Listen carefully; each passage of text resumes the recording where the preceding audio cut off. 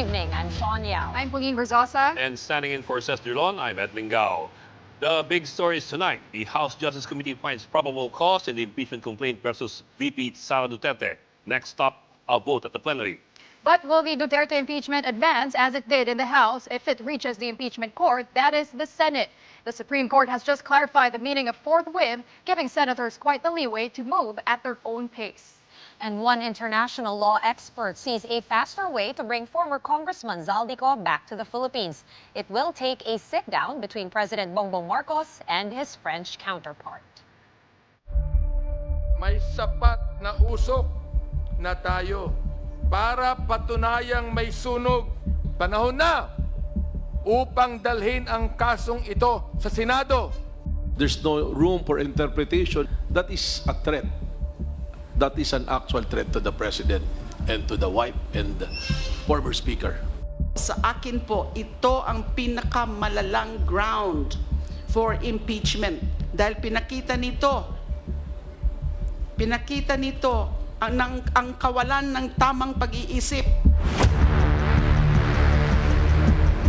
The House Justice Committee found probable cause to impeach Vice President Sara Duterte. This is a significant development on the case as it now moves to the House plenary for a final vote. News 5's Marilyn Enriquez with tonight's big story. 4 days of hearings that zeroed in on the pieces of evidence against Vice President Sara Duterte. In the end, the House Justice Committee's vote was unanimous. All 53 members present in Wednesday's proceedings agreed that there is probable cause or sufficient basis for the 2 impeachment complaints against Duterte. From the VP's bank transaction records to the testimony of her self-proclaimed bagman Ramil Madriaga, the committee is convinced of some things. There was misuse of the Vice President's confidential funds. That's after Madriaga claimed he distributed Duterte's confidential funds worth 125 million pesos in less than 24 hours in December 2022. Then there is Sara's supposed unexplained wealth, as shown from the report of the Anti-Money Laundering Council or AMLAC, detailing 6.7 billion pesos in transactions in the VP and husband, Attorney Mans Carpio's bank accounts from 2006 to 2025. This showed a mismatch from her net worth declarations that peaked at only 88 million pesos. Siya ay nagkasala sa taong bayan. Ang pondo ng gobyerno ay hindi mo pag-aari, Madam Vice President. Ito ay pawis at dugo ng mga manggagawang Pilipino. May sapat na usok na tayo para patunayang may sunog. Panahon na upang dalhin ang kasong ito sa Senado. The committee also found a reason to believe that VP Duterte threatened the life of President Bongbong Marcos, his wife Liza, and his cousin, former Speaker Martin Romualdez. The alleged kill plot was discussed at length at the House on April 29, the last hearing before the consolidated complaints will be polished and later will be brought to plenary. The National Bureau of Investigation confirmed that VP Sara's video was authentic and not edited. They also revisited the Vice President's statement when she did not attend the President's State of the Nation address. Sara then called herself the designated survivor. I-ensure po namin na hindi po siya edited or spliced or AI-generated, Your Honor. Sa akin po, ito ang pinakamalalang ground for impeachment. Dahil pinakita nito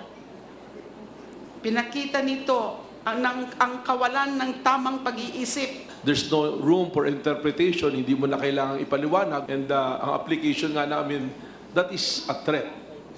That is an actual threat to the President and to the wife and the former Speaker. This is an impeachable offense which violates the Constitution.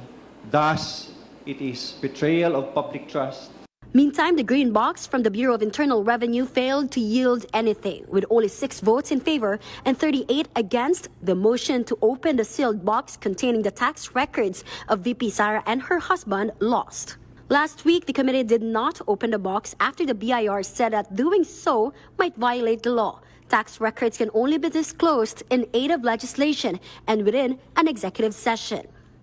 Lawmakers who opposed its opening said it would be better if this was done in the Senate instead. Opening this box might trigger another petition in the court to again stop the proceedings. So, sa akin pong palagay at pananaw, Madam Chair, ang posisyon ko po, pag tayo po ay magbobotahan, sa Senado na lang po natin buksan itong mahiwagang green box na to. Dapat pong mabuksan ang box na yan. Dahil pag hindi nabuksan yan, parang tayo ang gumawa ng betrayal of public trust. Before the vote that found probable cause, lawmakers also debated if the impeachment hearing should be extended by another day. Cagayan de Oro Representative Lordan Suwan manifested that Duterte should be given another chance to appear and speak. Lawmakers opposed this. Duterte and her legal team have snubbed all 4 hearings, issuing public statements and conducting press conferences instead to offer general denials on the allegations raised at the House. We have surpassed so much whatever standard of due process is being required, no? As a matter of fact, even today, we've called her for 4 times already. Bakit natin bibigyan ng makeup class kung mahilig naman mag-cutting classes? Nailatag na rin naman ang mga dokumento at salaysay na nagpapatibay na may probable cause o sapat doon na siya sa Senado magpaliwanag. Tama na po ang spirit of the glass. Sa maraming pagkakataon, hindi lang paulit-ulit na nabigyan ng abiso, hindi lang paulit-ulit na tinawag, kundi paulit-ulit rin na nakita natin na nakareserba talaga ang upuan, no, para sa ating respondent. According to House Justice Committee Chairperson Jerva Luistro, they have been trying to call the Vice President, but she has not been responding. On the same day of the last impeachment hearing, videos of Duterte were uploaded on social media showing her at an event in a mall in San Pedro, Laguna. And so the impeachment case inches closer to plenary. The Justice Committee will meet again on Monday, May 4, to approve the committee report and discuss the articles of impeachment. Once approved and referred to plenary, copies will be given to all congressmen, the complainants, and VP Sara. Possibly on May 11, all members of the lower chamber will vote on whether or not to impeach VP Sara a second time. The articles of impeachment will then be sent to the Senate, which will hold a trial to determine her guilt or innocence. For News 5, I'm Marian Enriquez. We are One News. Well, there is a possibility that the Duterte impeachment case could stall once it reaches the Senate for full trial. That's because the Supreme Court has recently clarified the term forthwith, as mentioned in the Constitution in relation to impeachment cases. The constitutional provision mandates the Senate to immediately proceed to a trial after an official has been impeached by House lawmakers. But in a decision dismissing the petition for mandamus filed by lawyer Catalino Generillo, Associate Justice Rodel Zalameda wrote that forthwith means within a reasonable time, which may be longer or shorter depending on the circumstances of each case. In his petition filed last year, Generillo urged the High Court to direct the Senate to constitute themselves into an impeachment court and to again, there's the word forthwith, conduct the public trial of VP Duterte. Debates also erupted on whether forthwith did mean that the Senate should act on the impeachment trial at once or not. Then Senate President Francis Escudero reasoned that VP Sara's impeachment trial cannot start while the upper chamber was on recess. And with that, the High Tribunal further stated in its decision that reasonable time would allow the Senate to make necessary preparations to convene as an impeachment court. The SC also noted that mandamus, as prayed for by Generillo, was not the proper remedy. The court ruled that the Senate's actions cannot be controlled nor revised by the judiciary through mandamus. But constitutional law expert Dangat Maitan did not agree with the High Tribunal's decision. Not good news, kasi I think they gave the Senate a lot of discretion because they can justify any delay now. And this is why I would not risk opening the BIR box because I'm not sure how the court will rule. Now, if the trend continues, di ba? After 2 decisions on Duterte versus House of Representatives and now this, it's a signal that you cannot the Dutertes are correct to rely on the Supreme Court. As the House Committee on Justice wraps up its hearings on VP Duterte's impeachment case, let's get insights tonight from Committee Chairperson Jerby Luistro. Magandang gabi po and welcome back to The Big Story, Congresswoman Luistro. Good morning. Hi, good morning. Evening. Okay. Good evening and thank you for having me here at The Big Story. Nakaisip po ako doon. Long day for Representative Luistro. In fact, quite exhausted already. Yes, ma'am. Well, at least the committee's work is almost, I'd say just almost done because you already took a vote on a probable cause. However, I'd like to ask you, how confident are you that you have met all the requirements of the Supreme Court's decisions noong July and January na hindi na po malulusutan this time? In fact, Ed, I don't recall any requirement of the Supreme Court that we did not comply, no? I think in as far as the proceeding of the Justice Committee is concerned, we've been very, very compliant, not only with respect to the decisions of the Supreme Court, even with our own rules of impeachment and the Constitution. So we are confident that this is really constitutional, the one we had already.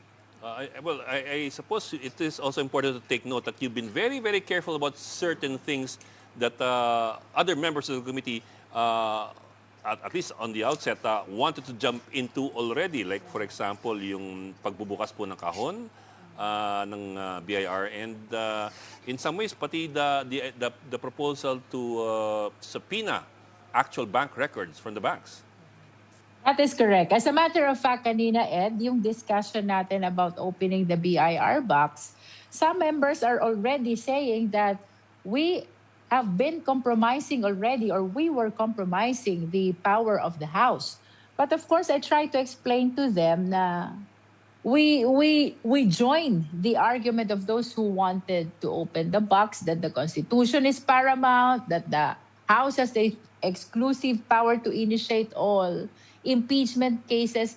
But then again, Ed, I reiterated to them, we likewise owe it to the sovereign Filipino people to make sure that this hearing will proceed, to make sure that the proceeding will not be halted.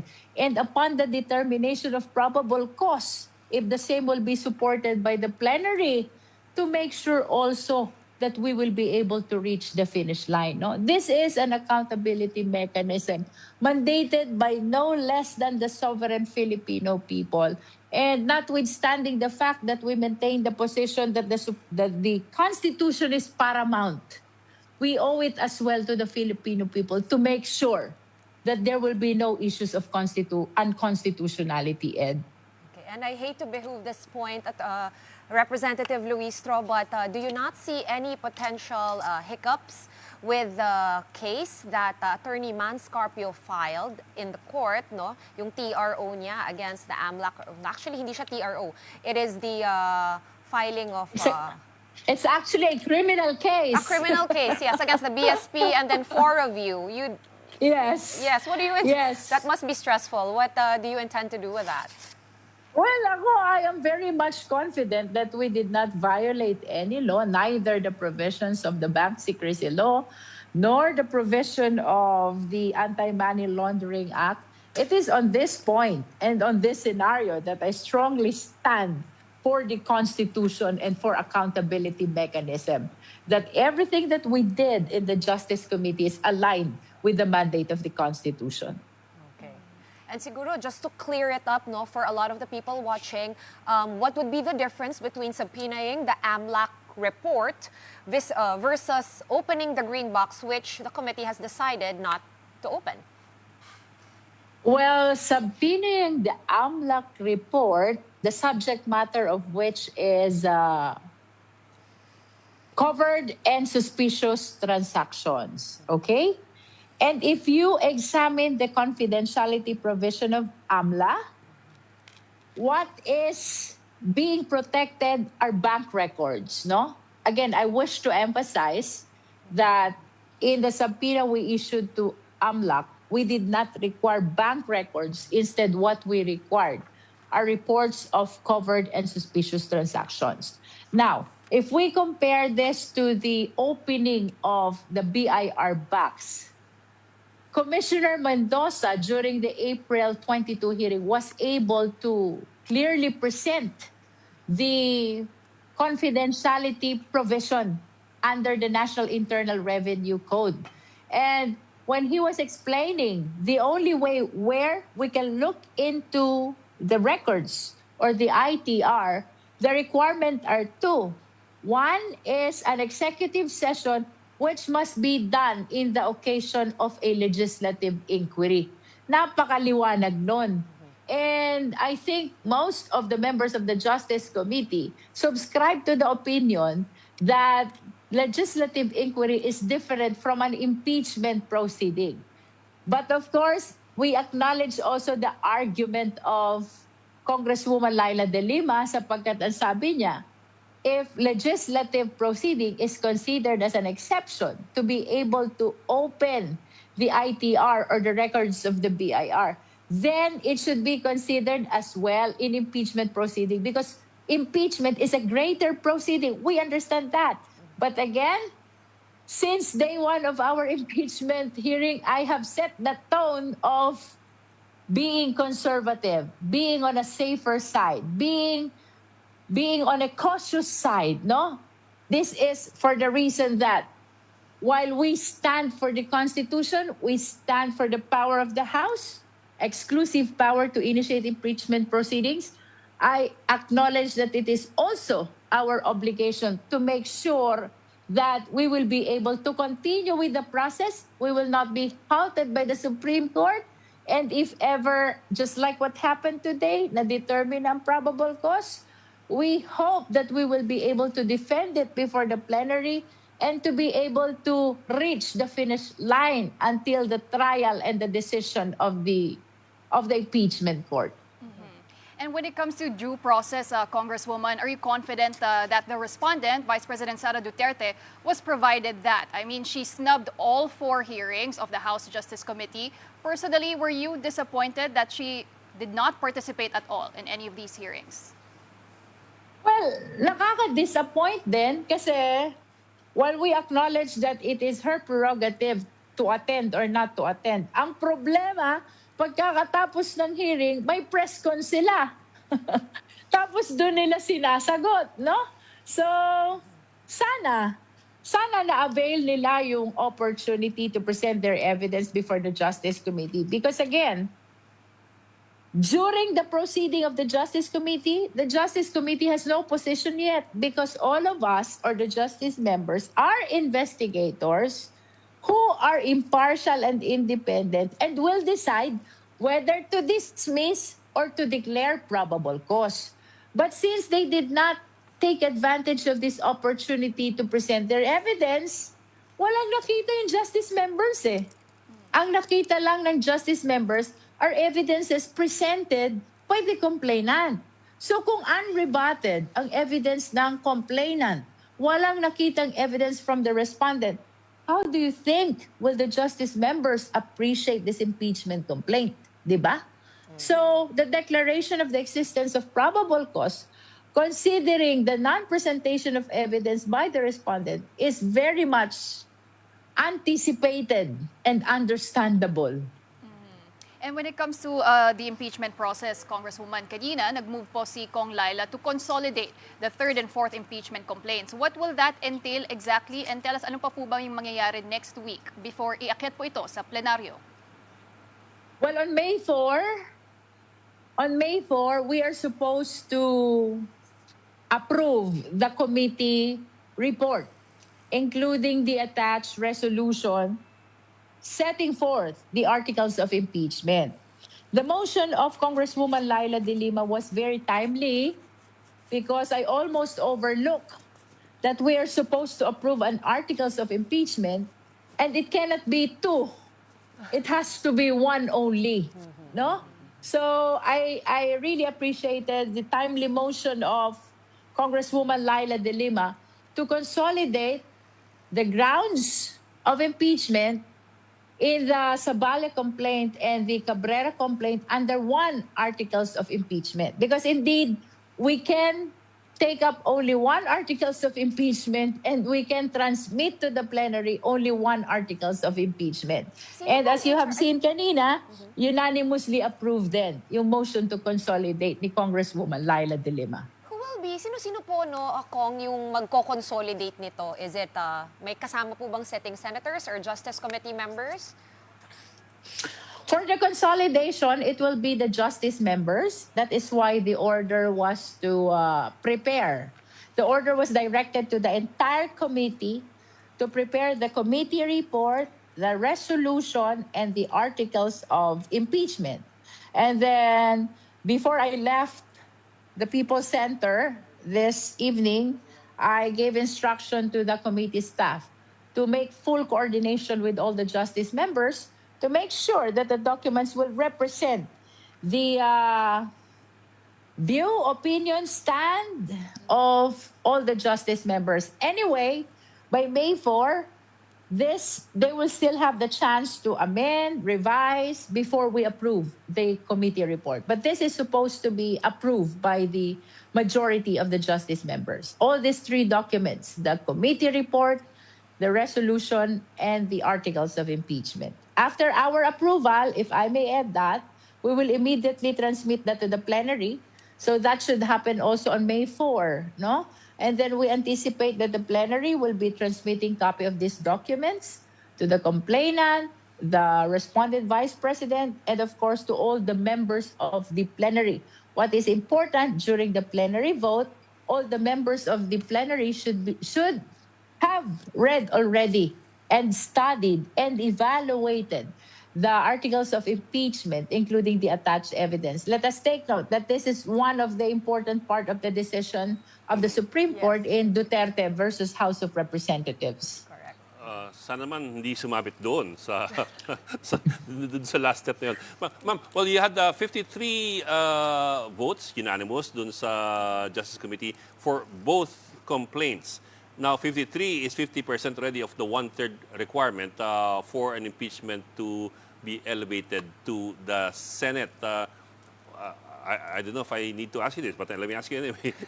What do you think are the chances of getting the other 53 votes in the plenary? I really do not want to preempt what will happen during the plenary vote, no? There are a lot of things to consider. One is medyo malapit na rin yung next national election. Second is, of course, I'm not aware about the stand of the party leaders or the leadership yet, no? And I know that these are significant in the decision as well of the members of the House of Representatives. As to whether or not the one-third vote will be achieved, that is something which we have yet to see during the plenary vote. As well there. Quick clarification, Kong, on disseminating the consolidated articles of impeachment. How much time are you going to give your colleagues in the entire House, no? As well as, of course, furnishing copies to Vice President Sara Duterte and her team as well. Have you figured out how many days that might be? Yeah. The transmittal of these documents to the House members will be upon the direction of the plenary. So, as to the number of days to be given to the House members to study and evaluate the articles of impeachment, including the evidence, it will depend on the plenary. And what is important is we give them reasonable time to appreciate the contents of the documents. After all, if we will check the Duterte versus House of Representatives Supreme Court decision, they did not provide specific number of days or period from the transmittal of these documents to the House members to the plenary vote.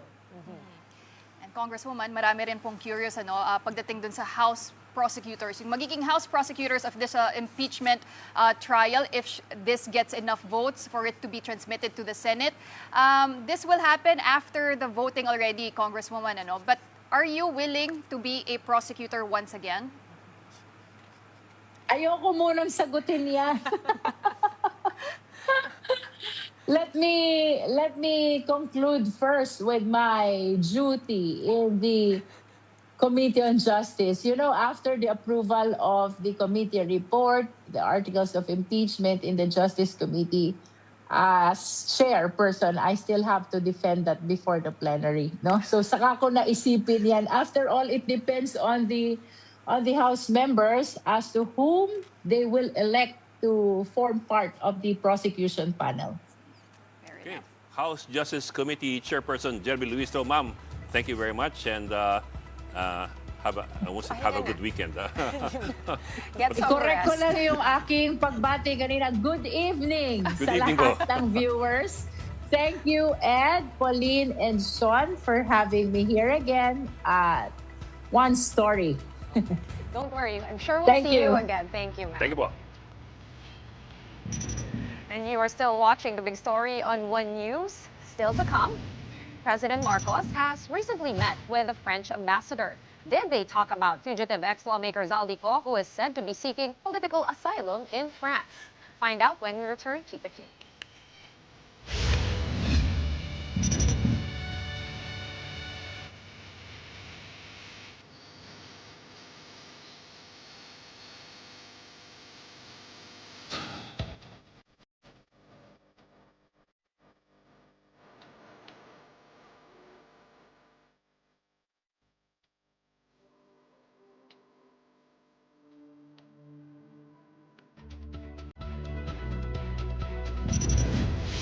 You're watching the big story here in One News. The Marcos administration is exploring more avenues to bring back the fugitive Zaldy Co to the Philippines.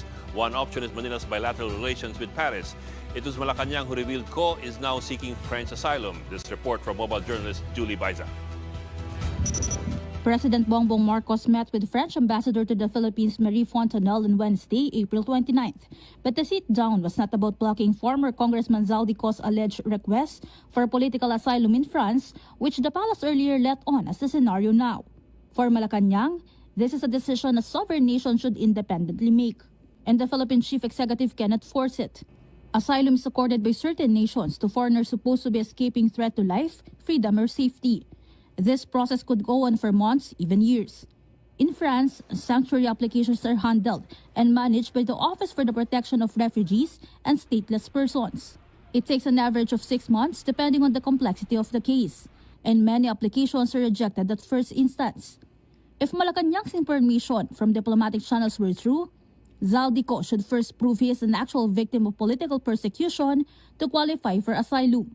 Looking at allegations against him here in the Philippines, this may not be enough. The former House Appropriations Chairman is facing a multi-million peso case connected to the flood control scandal. He is also wanted, or at least his explanations, for national budget insertions and alleged kickbacks from several other state projects. If Co's asylum is disapproved, he could always appeal. But if denied multiple times and at maximum, he could be deported to the country he was last in, based on the international rule called non-refoulement. The rule is based on the principle that an asylum seeker cannot be sent back to a nation he perceives unsafe or violates his freedom. According to international law expert attorney Rodel Teton, diplomatic channels are by far the most efficient means to compel Co to return to the Philippines. The two nations do have a bilateral cooperation which Marcos can invoke. PBBM should also request Co's deportation if it comes to that, should his asylum bid be denied. The Philippines has to prove really that there is and there are causes for prosecution. And this is not a case of persecution, but rather a case of prosecution for graft and malversation charges. For another international law expert, attorney Romel Bagares, the Philippines can invoke its membership in the United Nations Convention Against Corruption and the Convention on Transnational Crime, which it shares with France, among others. That since Co's case has something to do with corruption and money laundering. Hindi po kailangan dito ng double criminality, no? Lalo na pa kapag money laundering yung basis, ano? At meron na po tayong proceedings dito, may freeze orders na po yung ating Court of Appeals mula po sa request petition na inihain po ng Anti-Money Laundering Council, ano po? So kailangan po natin maghanap ng isang European state anchor. Kung ang allegation po natin meron pong organized crime na nangyari kasi ang flood control scam allegedly was not the handiwork of one person. Di ba? May mga iba't ibang mga miyembro ng legislatura na binahagi nito, DPWH, that's organized. So kailangan tingnan kung merong mga assets doon sa saan mang European country na galing po doon sa proceeds ng organized criminal network na po na iyan. Ano? At doon natin padadala yung request for mutual legal assistance under these two conventions. Kapatid Mobile Journal Julie Baiza, We're One News. And over at the Senate, lawmakers discussed the sudden spikes in the cost of power. Senator Win Gatchalian described it as a triple whammy: more expensive electricity bills and increases in the prices of fuel and basic goods. In today's Protect Committee hearing, the Energy Regulatory Commission vowed to consider Gatchalian's appeal to stagger the price hikes. Huwag isabay yung pagtaas ng kuryente sa pagtaas ng petroleum, pagtaas ng bigas. Nakita ko, tumaas rin ang presyo ng bigas. Pakonti-konti, So, triple whammy ang consumers natin, lalo na yung pinakamahirap natin mga kababayan. Kasi nung pandemic, ginawa na natin to No? If you remember, ng pandemic, may bill shock rin. For its part, Meralco explained that a weakened peso is one cause for higher electricity bills, as power plants typically sell oil in dollar denominations. The power distributor also explained that the Lifeline Rate subsidy program is mandated by the Electric Power Industry Reform Act, or EPIRA. The initiative provides discounts on monthly electric bills of certain marginalized groups who cannot afford to pay the full cost of their consumption.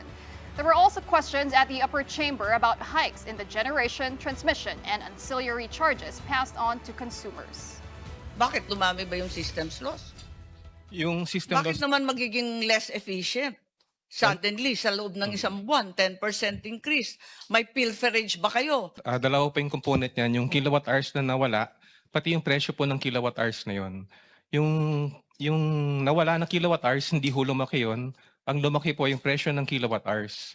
Yung presyo ng kilowatt hours, nakabase po yun sa generation at transmission cost. So every time tumaas o bumaba yung generation at transmission charge. In related news, some local governments have already declared a state of calamity due to the oil crisis. In Baguio City, for instance, tourism and transportation have been affected. The number of jeepneys have considerably gone down, especially in the evenings. The city government is now implementing a service contracting program. They're also studying tax relief for micro, small, and medium enterprises. At the height of the fuel price surge, Baguio experienced a 50% decline in visitors' arrival. This directly affected MSMEs, many of which rely heavily on tourism for survival. Hotels, restaurants, and transport operators had significant income losses, leading to reduced operating hours, workforce adjustment, and in some cases, temporary closures. Over in Zamboanga City, the country's sardine capital, there is also a cry for help. Fishermen there have been complaining about high crude prices. Sardines capital of the country, and most of the food, most of the fish is coming from Zamboanga City, supplying not only Zamboanga City, but supplying the entire Mindanao and Visayas as well. The sardines is also going as far as Luzon and overseas. Now it seems that we never get any support from the national government. This is a big story on One News, and still ahead. A congressman gets his movie lines mixed up during the last impeachment hearing of VP Sara Duterte at the House. The details when we return. Please stay tuned.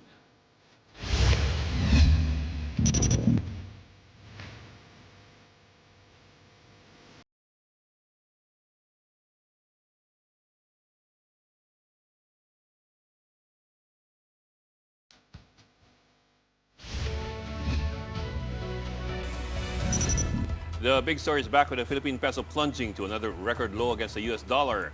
The local currency continued to weaken, closing at 61.567 against the greenback this Wednesday. This comes just a day after it breached the 61 per dollar mark. The peso has repeatedly hit new lows since the Middle East conflict escalated in late February. It settled beyond the 60 per dollar level 12 times, half of those just in April. While a weaker peso may benefit families of overseas Filipino workers who get more pesos for every dollar remitted, Japet Tantiangco Philstocks Financial says it also drives up the cost of imports like oil since these are paid in dollars. The peso's depreciation is expected to have a very heavy effect on oil prices. I mean, we could see a further rise in fuel prices moving forward, which of course is going to be inflationary.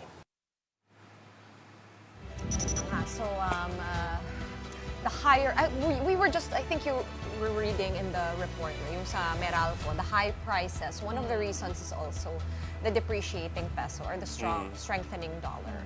And as we know, the BSP already hiked rates to 4.5%. And I was just reading a report by HSBC kanina where they're saying that the BSP, they wouldn't be surprised kung i-hike nila to 6%. That's 150 basis points up from the current 4.5%. Because for the longest time, I mean, the 60 peso level against the US dollar they were saying it's a more of a psychological level, right? That if you reach it, it's not really so far from 59, but now it's already at 61.567. So everyone's psychology, I think, was not prepared for the 61. For the right? 61. We were prepared for the 60. The 60 was a psychological level. Barrier. 61 is a traumatic level. Yes, I agree. Because again, take a look at that chart that you're seeing. I mean, April was just full of not so fantastic historic records for the peso, right? That's already 1, 2, 3, 4. So March 7. 19, it started at 60.10, and just more than a month later, we're now at 61.56. Yes. And even before the Iran crisis broke out, a lot of macroeconomists that we have spoken to, they already saw the dollar hitting 60 this year. Right. So that happened, but nobody was talking about 61, so you're right about the trauma end. So we don't know if it's going to stop anytime soon. We don't know. So it could still go up to 62? I do recall a time when it was 10% of what it is now. It was around 7 pesos to the dollar, I think, in 1983 or 1982. Okay, that's about my age. Really? Yeah. So you reached but I was too young to care about forex in 1983. But I remember it was a low, teens pa siya nung bata ako. And then, one crisis after another. But another thing that we're looking out for is stagflation, right? Because I mean, the BSP does have tools to control inflation, but when it comes to stagflation, that's a whole other novel. So I'm not sure how lawmakers are our socio-economic planning managers are going to manage it really. Okay, so for now we'll have to wait and see. Everyone, they're bracing for this, tightening their belts, tightening their wallets. Yeah, I'm also bracing for what's going to happen to oil prices next week. Yes. I also remember a time when oil prices were single-digit levels. Okay, I also remember that. Nabutan ko pa yun. So that held a lot better than the peso. That was like 1990, 1991, just before the Iraqi invasion of Kuwait. Yes, medyo matanda na rin ako nun. All right, let's move on. Let's not date ourselves anymore. Okay, eto na.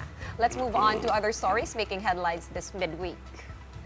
The United Arab Emirates has dealt a major blow to the Organization of Petroleum Exporting Countries, or OPEC, after announcing its exit from the group. The UAE, which is the bloc's third largest producer, says that the move is part of a shift to chart its own path.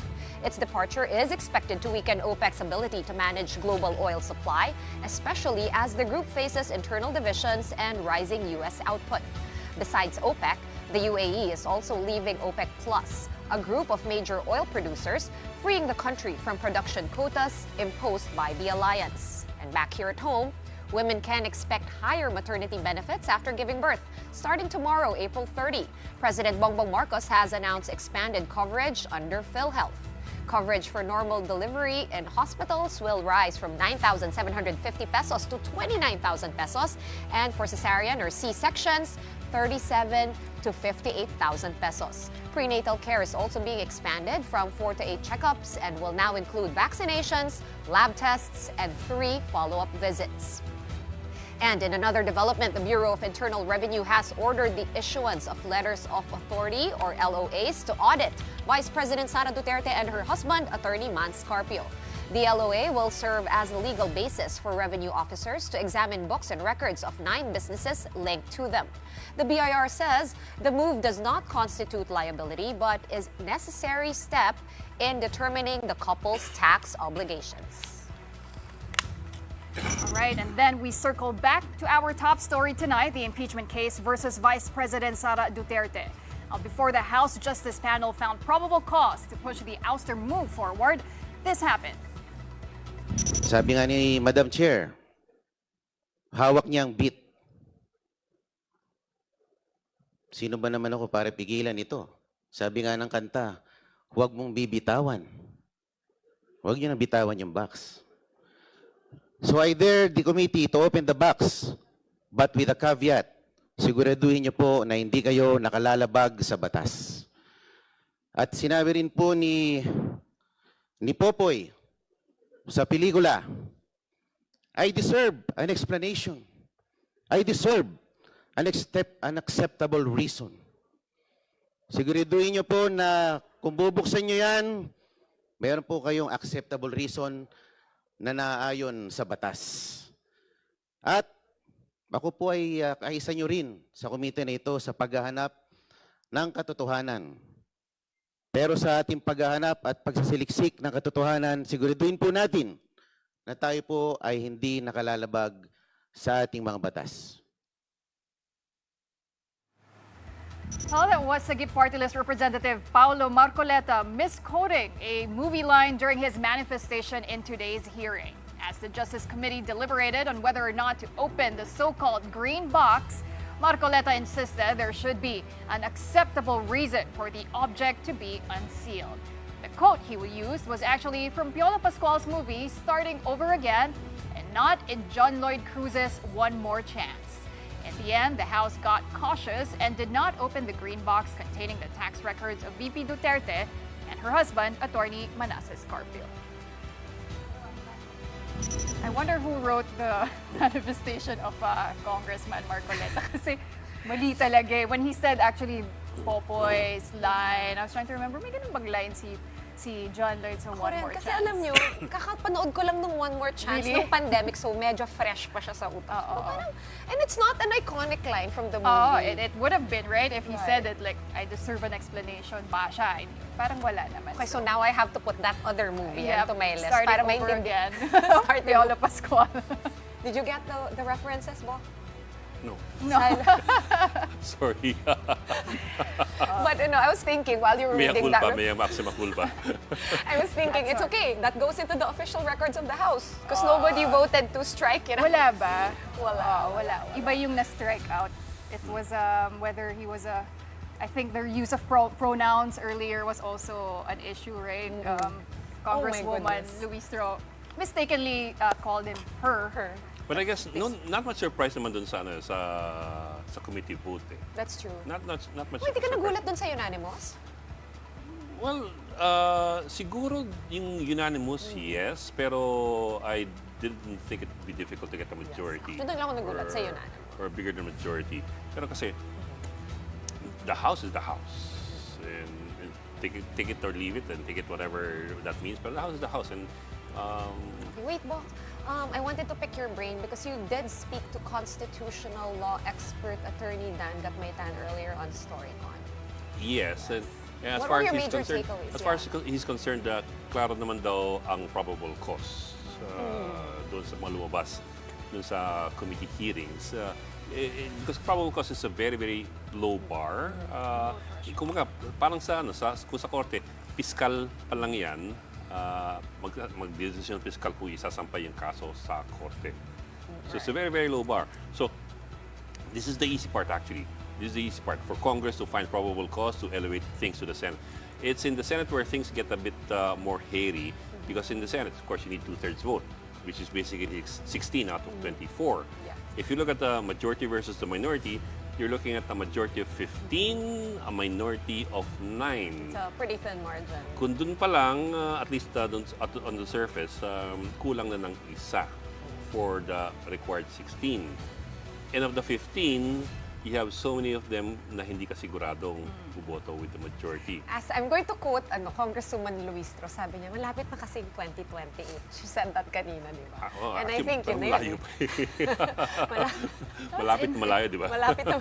Because it's going to be interesting to see if the would-be senator judges would be factoring in their political considerations for 2028. Some analysts are saying that some of the lawmakers are probably now thinking, di ba, where where are you going to side here? Because at the end of the day, it's a numbers game. It's a political impeachment is a political process. But of course, the unanimous votes of the lawmakers earlier in the House Justice Committee really says that the evidence is quite strong. Kasi yung probable cause, sa dami ng articles, I mean, you just need to hit one, di ba? And that already counts. Yes, yeah. And probable cause, it's a very, very low bar. Very low bar. Very, very low bar. Very low bar, and so many probable causes to actually choose from. We also asked Attorney Dan Gatmaitan what he thought of, because there's also the question of whether the fact that the questionable numbers came during the time when VP Sara was vice mayor and not when she was vice president. We're talking, of course, about the years from 2007 to 2012 or 2013, when the transactional amounts amounted to what? 700, 800, 600 million. Yun talaga, fantabulous yung amounts nun eh. But that was the time she was the vice mayor and not the vice Did president. he tell you that it was to establish a pattern? Because that's what the House members were saying before to justify. Mas ang punto de vista ni Attorney Dan Gatmaitan was not so much a pattern, but it's more of it's more of there's nothing in the Constitution that says that a person or an official who is impeachable can only be impeached for something that she has done or he has done. During the period na they're in that impeachable position. Yeah. So, pwedeng ma-reference pa rin the period before, because it's about a person's right to hold public office. I see. Or suitability. Suitability to hold public office. Credibility. Kasi nga the period from 2007 to 2012-2013, na ang laki ng mga lumabas-pasok versus yung period from 2022 to 2025 and 2026 na labas-masok lang is 1 million or 4 million. Big amounts pa rin, pero not as big as... Well, suffice it to say, it's going to be a very busy, long weekend for House members. All right, but for us here on The Big Story, that will do it for us this April 29. Thank you so much for watching. We are back here tomorrow at 8 p.m. and we will see you then. Kapatid, we are One News, all sides, all time. Good night.